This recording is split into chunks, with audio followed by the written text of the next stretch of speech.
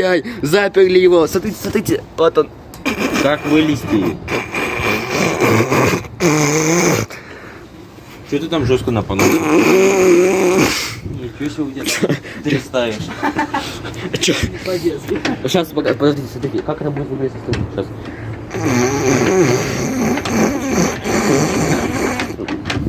Надо рестал.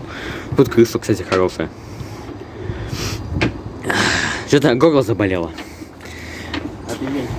Что-то горло заболело. И ему я вдруг сказал: а ну-ка перестань. И горло перестало. Или как там пелось, я уже не помню. Так.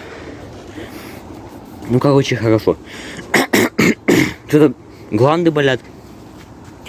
Ой-ой-ой. Короче, ребята. Гланды болят, Артём. Да. Ребята. На карты встанем и тебе поцелуем. Ребята, спрыгнем, спрыгнем.